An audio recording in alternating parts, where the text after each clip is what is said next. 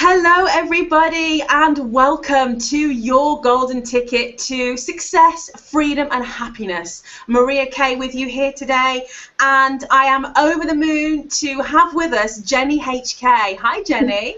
Hi, Maria. How are you doing? Thank you so much for asking me to join you on this. I'm so excited to get into today's interview. Jenny is the founder of Irresistible Living, and she's a transformational lifestyle coach and author. Jenny specializes in helping successful women who find themselves consumed with work to unleash their own irresistibility and start living and working in a way that delights them. What a great role that you're playing in the world, Jenny. Could you share with us what was it that sort of led you to this path? What perhaps went on in your life that led you to think, well, I need to be doing this and helping women live in this, outstanding manner in their life? Well, that's a big question. These things always evolve for people, and I'm no different. It tends to start with a bit of an incident or something where you're stuck yourself, and you find your way through it. So for me, it was a bit of a series of events to have actually taken me to what I'm doing exactly now. But for me, I've always naturally lived in a way that excited me. Like I've kind of always had a bit of a dream, a bit of a goal, and I've always gone for it. And there was a period in my life that all changed. And it's one that I'm sure you and many other people will relate to on this call. And it was when I had kids. So up until that point, I traveled the world for 5 years. I was involved in all sorts of entrepreneurial businesses in London. I met my soulmates. We took sabbaticals every year. I had it all, and it was all going on.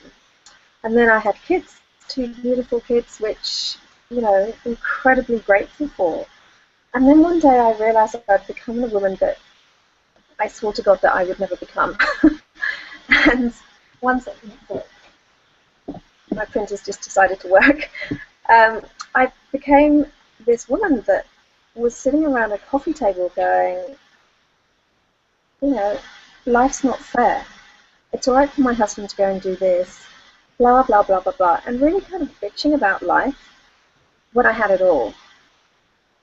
And I just suddenly woke up one day and was like, what is going on? I have become that woman that I swore to God that I would never become. And it all came to a bit of a head in Australia one day. We were on this beautiful trip, and my husband had gone off fishing one day, again, I have to say, and I was left there looking after 2 small toddlers on a beach. And as you know, or anyone that's got kids will know that actually, that's not a relaxing thing to do. It's no big hardship, I know that, but I was feeling like, it's all right for him to go and do his thing, blah, blah, blah, blah, blah. Anyway, cut a long story short, that evening he asked me what was going on, what was wrong with me. And I just sort of said in a very shirty way, I was like, nothing. He's like, oh, come on, Jen, for goodness sake. What's wrong with you? I was like, oh. And I just went off on one. I said, it's all right with you, you can go and do your thing. I've had to change my life, I can't do anything, blah, blah, blah, blah, blah, blah, blah, blah. You get the picture? I do. I remember it well. And he turned to me, and I was expecting this kind of, oh, Jen, I'm sorry, I'll take the kids tomorrow, you do your thing. But he didn't. And he turned around to me and he said the words probably have changed my life, actually. And he turned around to me and he said, Jen, stop being such a bloody martyr and choose to do something. Wow. And at that point, I just picked up the fish that he'd caught and I chucked it in his head. However, having then just sort of stormed off down the beach in a real stroff, I realized the impact of what he was saying. It's like, choose to do something and stop being such a martyr. And he was absolutely right. It's like I had stopped choosing my life. I'd always been very good at it, and through this period of having children, I'd stopped making those choices on a daily basis, and also based on my desires, and I was being very led by circumstances rather than choice. And so it all kicked off from there, really, and when we got home, I was like, right, okay, I'm going to find out what I really want to do. I had no idea what that was, and I took a journey of, home coaching myself and like really giving myself permission again to go there with my desires and what it looked like. And it took me down this really amazing journey, which happened very quickly. I started doing all sorts of things. I started setting goals for myself again. Nothing major, but it got me back into that vibe of doing stuff for myself. And fast forward, I then went and trained with Bob Proctor over in the States as one of his life success consultants. Came back here, set up my coaching business. It kind of flew out the door. Within a few months, I had more clients than I could handle, and then had to kind of deal with that, and because I essentially burned out. So it's sort of been like this, and then it was a case of, again, okay, so how do I choose to run a business in a way that fits my values? Because what had happened is I jumped into business and suddenly that took over. So the journey then was, okay, so what's the lifestyle I want, and how can I create what I love to do around that? And here I am doing this. Just moved to Chamonix in the mountains in France because we chose to do it, and now have a thriving business which I can run from anywhere. So a very long story, not that very short, but it gives you the gist of where I've been. Absolutely. And what I'm hearing there, Jenny, is that it was in that moment, although it was a bit icky for you when you had that maybe moment of truth with your husband on the beach, what it forced you to do, and we all need people like that in our lives, whatever shape or form they might come in, it kind of forced you to take responsibility. Yeah.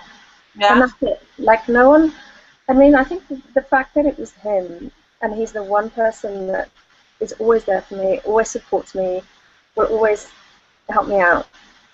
What he essentially is saying is, you're on your own. You have to do this. No one else can make that decision for you to actually take the responsibility and start designing life in a way that excited me. And so when that comes from your husband and you're prepared to listen, it's a powerful thing. Absolutely. I'm just wondering what nugget of inspiration perhaps, or maybe an invitation forward you could share with members of our audience today who might be where you were all those years ago on that beach, feeling alone, feeling as if your life wasn't your own anymore, and whatever area of life they may be experiencing that in at the moment. What invitation would you sort of send out to them? How would you invite them to move forward? Okay, I think the biggest thing, and it's the starting point of everything, is to really give yourself permission to identify what you're really about and what your desires are. And it's an interesting one. I know, I'm certainly not going to be the first person to say that. Get in touch with, get connected to your desires first. But it's actually a really difficult thing to do when you're in that stuck place. Because the reason you're in that stuck place is because you feel like you've probably got no choice, or your circumstances are dictating everything, whether that's financially, whether you're stuck in a job, whether you don't know what you want to do. I get that it's very hard to sort of suddenly go, get really connected with your desires and get into this beautiful space. It's hard, but it's got to be done.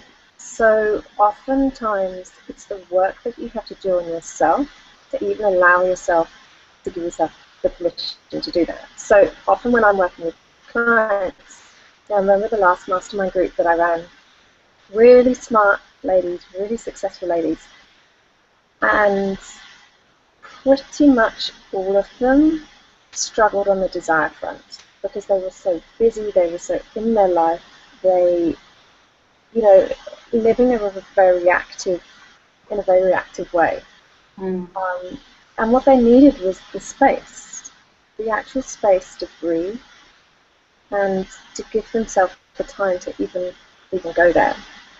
And oftentimes, the work to be done is allowing yourself to get to that point of permission. It's loving yourself enough to do that and putting yourself first. As women, what we tend to do, and that's the place that I was at with, that day on the beach, was that I was putting everyone else first. The kids, my husband, his work, blah, blah, blah. And it's taking a stand for yourself and knowing that you matter and that you deserve to go for it on the desire front. And that's the biggest piece that women, I find, are missing. And so, yeah, it's doing the work in yourself to enable yourself to get to that point first. Because you've got to get emotionally involved in your desires. That's what's going to kind of take you out of this stuck place. So what would you say would be, and I know you work with many women across the world, and so you know women well, just the same way I do. When you're in a woman's energy day in, day out, you really get to know what her challenges are. So I'm wondering if you could share what challenges you see most in the beginning stages of a woman's journey to greatness and to living her dream life. What kind of things may crop up more than others? I think just following on from what I said is not knowing what they want, like not truly knowing what they want. I think being too busy to stop for long enough to even go there. There is this kind of, what I find with a lot of women, especially smart, successful women, is that they have this exterior thing going on where they're confident and everything else, but inside there's this little girl that's crying out to be heard. And I see that over and over again. There's this kind of, there's a mismatch with what's going on the outside to what's going on the inside. And it's, being prepared to work with that little girl that's going on the inside. And dealing with the conditioning that's been happening over the years that has maybe created this external face for people, this external way of being, but actually it's not their true self. It's not the way they genuinely would like to show up in the world.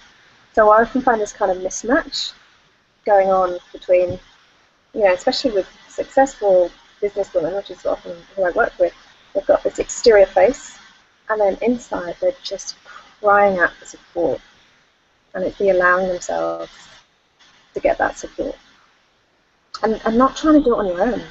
I think that's a big thing, that people sort of sit and try and work it out on their own, which, I wouldn't have got anywhere if I'd done it that way.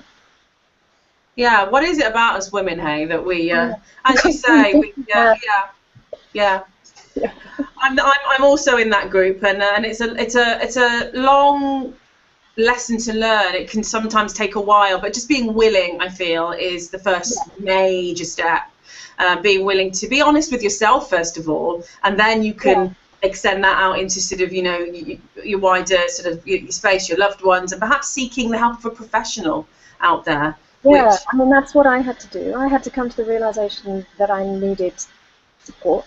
And look, it wasn't like I was in this kind of, traumatic, big drama situation. All that had happened is that I'd lobbed a fish at my husband's head. But it was enough for me to go, you know what? If I can do that, what else can, where else can this go? Where else can this frustration go? Absolutely. Yeah. You saw in that moment that wasn't your true self acting in sucking that fish. And I often see that for a lot of us, it can seem like a sign of weakness to ask for help.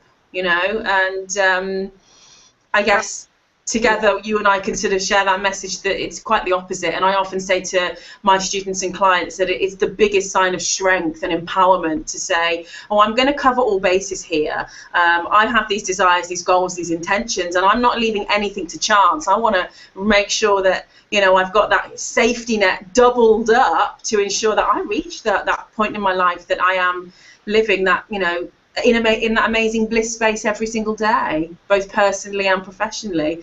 Talk to us. I was going to say, talk to us a little bit about, because you talked about how, you know, a lot of the clients that you work with are highly successful, and seeing as our theme also includes the elements of success, happiness, and freedom. What could you say along, you know, do they mesh? Do they go together? When you have one, do you have to forfeit the other? What does that look like for you and your sort of clients? Well, I mean, I guess I speak for myself first. I mean, success for me is freedom, actually. Success for me is freedom, and that's because it's one of my complete top non-negotiables. So I know my core values well enough, which is freedom of time, freedom of geography, and just freedom to be me. And therefore, because I know that any decision that I make has to be aligned to that. So success for me means that at any moment in the day, actually, pretty much, whether I'm working or with the kids or, you know, what's going on, I've made the choice to do what I'm doing in that moment. So, for example, to take the example of, you know, having just moved here to the French Alps, like, I can do that because I have the freedom of geography. I can jump on a call like this at whatever time I choose because I have the freedom of time. I'm not answerable to anyone. If someone took that away from me, or rather I allowed someone to take that away from me, I wouldn't feel like I was being successful.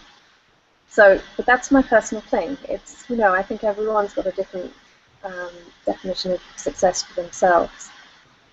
Money comes with it, of course it does, because money allows you to do things like this. So that's a very important element. But for me, success is freedom to choose. Ironically, which we all have. Yeah. Was there ever a point in your life, because I know that you're on a spiritual path yourself and you follow certain spiritual practices, was there ever a point in your life where you had to actually sit down and differentiate between money as a possibly something that, you know, didn't make you a good person, and, you know, something that, as you said, supports you and assists you in this life of freedom and giving and being of service? Was there ever a point in time where you had to really sort of unpick that and rewire it to suit you? Yeah, yeah, definitely. I mean, I guess my money story is, growing up, we didn't have, I mean, we were okay, we were comfortable, we had a roof over our head, but, you know, it wasn't abundant, and I don't remember, you know, it was tight, and my dad worked a job that he couldn't stand, pretty much, for 40 years, to save, to pay, you know, have a good pension and everything else. Thankfully, it's worked out well for him, and he's very happy, but I watched that growing up, and I think subconsciously, because I was very happy as a child, I had this, and it's still something I work on actually, but I had this thing that love was enough, and you don't need money as long as you're surrounded by love. And as a result, you know, I think for a long time I've always, you know, had very good people around me. I've always been loved. I've always had very strong relationships, but I wasn't really making any money. And that was my, you know, that was my belief around money. I just didn't value it.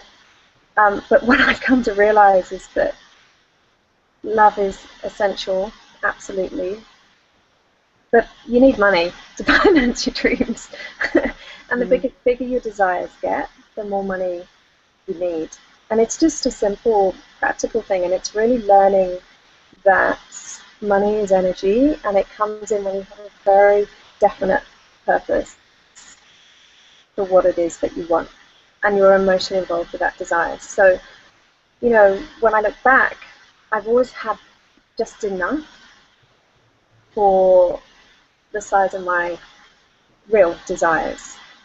But as my desires have got bigger, more money has come in. So it took me a long time to understand that. Actually, it takes a lot of, it took a lot of wealth consciousness reading, kind of immersing myself in books like Think and Grow Rich, Science of Getting Rich, those kind of classic books, and just getting it into your head, or my head rather, that money is not, money is essential. Now with my clients who are very, often financially very successful, it's actually quite different because they don't have the money story going on, but they haven't valued the rest of their life on the same level. So for them it's ironic, I'm kind of teaching them to do things in the other way around. So we all have our thing, we all have our different perspectives, and wherever you're at, that's where you're at, and it's beautiful because there's the work to be done that will allow you to expand into it. And it's just, again, it's the willingness to do the work on the money story. Yeah, I can hear how dedicated you were to do the work just from, as you were reiterating the story, and it's, and I second that. It is for a lot of, and I think that's where I was once told, as a many years ago by a mentor, always follow your passions, always follow your heart, and you will be taken care of. You will be looked after. You'll have what you need. And those words were coming to me with the best intentions, but I actually realised quite a long time after that they weren't as accurate as I was led to believe, and I realised there was just tons and tons of stuff missing. Yeah. So that is what I guess I'd love to share with our audience today, and have you help me do that. That our money story, as you quite beautifully put, is going to run the show until we are willing to go deep. And it does take an element of going deep. And for some people, it's uncomfortable. But hey, the results and the rewards are, oh, goodness me, unimaginable. So for anyone who is maybe looking to really step out, perhaps they might know or they might not know what it is that they're going to be doing next, maybe jumping off the hamster wheel, whatever that might look like for them. Yeah. Was there a particular daily practice, apart from reading those great books and texts that you undertook?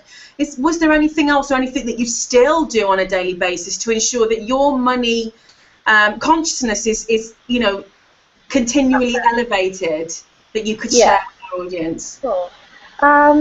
Okay, I'd be lying if I said I did it every day, but it's certainly a frequent practice. So I continue to, so for example, at the moment, I get up early in the morning, well, not that early, it's on holiday.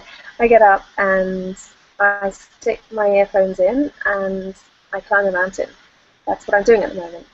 And in my ears, I've got Think and Grow Rich. No matter, I've run masterminds on the book, I know it inside out, but every time I listen to it, it takes me a level deeper. So that's one thing. Another thing I do is that I'm sure that I surround myself with people that have very strong wealth consciousness. I mean, I have really strong boundaries around it, actually. It's interesting. I'm very intentional about the people I spend time with, not in a kind of, oh, you're not good enough for me kind of way, but when you just know when people vibrate on a certain level. And so the people that are in my conscious awareness are those people that, have a strong wealth consciousness, and they are going for it. They're going for their dreams. I am extremely fortunate in that my husband has a strong wealth consciousness, and although partly that's natural, he's also done the work.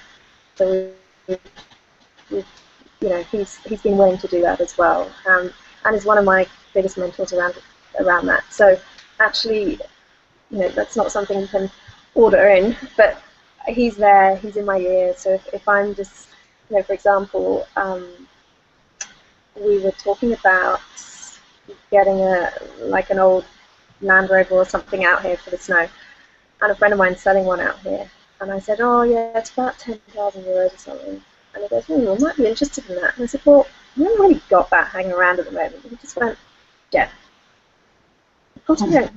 Well, of course we haven't got it yet. We don't need it yet. We haven't decided we want it yet. Money will come. Awesome. Because he's trusting. He knows how to go and manifest and create. Yeah. Yeah. But I've married well in that sense, just in terms of and also not married well in terms of he had money at all. I mean, we were both sort of traveling students, had nothing when we got together. But again, it's a commitment to the work. It's a commitment to that way of thinking, and yes, you go in and out of it, but when you do, it's being willing again to put yourself back in the game, get yourself back on that vibration, get around the right people, listen and read the right things. So yeah, that's what I do. Awesome. So yeah, it's just having that constant awareness, constantly almost being the eavesdropping in on what's going on in your mind, in your in your thoughts on a moment to moment basis, so that when you are, my mentor talks about the poor girl or rich girl mentality, and which hat are you wearing. So it's a really fun exercise to do, to sort of look at it from that angle. Well, who are you being in that moment? The rich man or poor man or wealthy wealthy man or wealthy woman, and it's a fun thing to do, and it then becomes like this fun game. So you're almost watching what's happening from a more serious note, but when you add that kind of what would the rich version of me do in this moment? Exactly. And I think that you don't have to start big either. I think it's about, it's almost, I guess what I've done is collect evidence that this stuff works. And you have to make that first move. You have to make that decision that stretches you beyond the comfort zone financially, not irresponsibly, but beyond what feels comfortable. Really commit to it, and then watch what shows up. Oh, I love that. I just got some butterflies. Yeah. The more evidence you create. I remember I was talking to a friend of mine recently, a few weeks ago, and she's actually a fellow coach, but she was talking about going to Greece for 3 weeks to write her book over the summer, and she's like, oh, but I can't afford it, I can't do this, da da da da.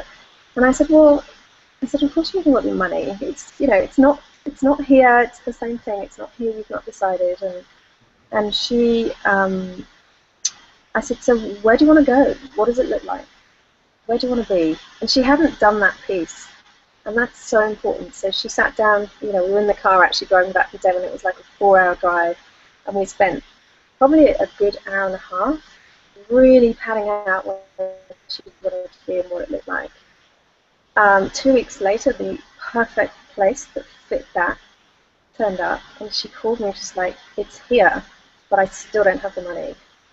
And I said, well, would it be really irresponsible for you to go for it anyway? Would it put you in real problems? And she said, no, but it's not. It's a stretch. Anyway, she said yes, and that month, I think she had an £18,000 month.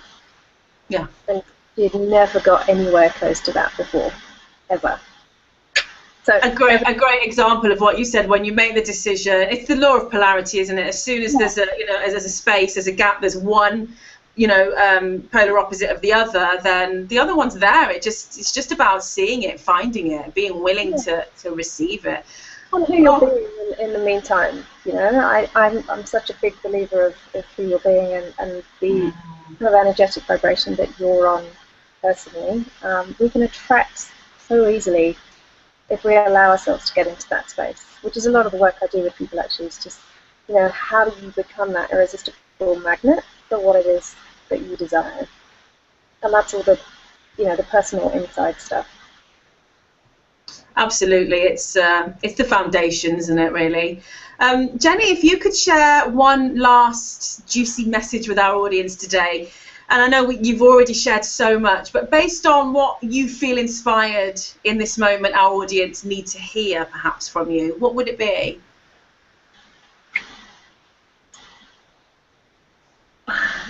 You know what, it's the same message that I had. It's choose. Make a choice. Every moment of the day, you have a choice as to how you're living. And it may be that you're doing the most menial task, like ironing or something that you don't want to be doing, and you can choose to do that by sticking on the music, dancing around, doing it that way, or you can choose to be standing there going, oh, I don't want to be doing this. You know, and really getting into the awareness each and every day of your attitude to life, because it's all about attitude. And the more you're aware of that, the more you'll recognize that you have a choice in every moment. And once you master that on a day-to-day level, you can start making bigger and bigger choices for yourself, and that's when it gets really exciting. So yeah, some of the choices that we make as a family, it doesn't faze us now at all. So moving to Chamonix was a conversation. It was, oh, you know, we fancy living in the mountains. Okay, so why don't we? All right, let's do it. And that was it. So, you know, when you have that sort of attitude, you drop the drama. It's about living life without drama and living life through choice. Oh, yay to less drama. It's unnecessary. It complicates things, and it's a choice. Drama's a choice. I second that, Jenny. Jenny, I know you've got an exciting gift for our audience today. Why don't you share that with them? Yeah. So I was thinking about this. I was thinking, well, I've got free downloads and all this kind of thing. But actually, I love to connect personally with people. There's nothing better than actually having a proper conversation. Online's great and all that kind of stuff, but one-on-one connection is really important to me. So what I wanted to offer the audience was a complimentary call with me, so we can have a look at the way in which you're working and living and see where that's not so irresistible to you right now and what different perspective we could put a spin on that with. So how can you start to change the way you're living and working? So you're doing it in a way that delights you. So yeah, a complimentary call. I'll open up spaces will I open up? I will open up about 5 spaces to start with. So get in there quick, guys. Yeah, act quick. Yeah. Do it now. Be a yes person. Absolutely. Yeah, and I'd love to connect and give you that time. Thank you so much, Jenny. That's really exciting for our audience. So, pleasure. I believe you've got the link there for people to be able to do that. Yeah, absolutely. We'll be able to make that available for everybody to come and spend some lovely time connecting with you. So, yay! Oh, goodness me. It looks just divine, the backdrop that you've got there. Absolutely divine. Actually raining at the moment, but hey. Yeah. Well, I'm wishing you, Jenny, and everyone watching today an absolutely bliss-filled rest of the day. And thank you. Oh, thank you. It's been a real pleasure, Maria. Thank you for asking. And good luck with the rest of the series.